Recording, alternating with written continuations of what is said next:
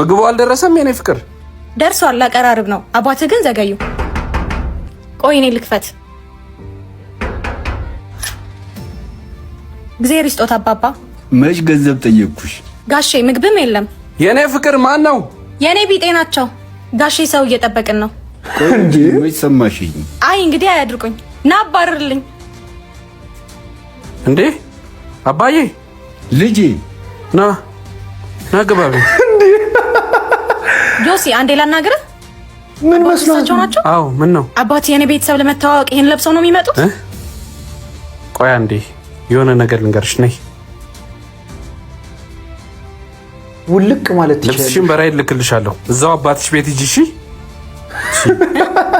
ልጄ በእኔ ምክንያት እኮ እንድትጣሉ አልፈልግም። አባዬ አንተን ሳታከብር እኔን ታከብረኛለሽ ማለት ዘበት ነው። ይሄ ትክክል። አባት ማፈሪያ ሆኖ ራሱ አያውቅም። ለአባት ያላችሁን ፍቅር እስቲ ኮሜንት ላይ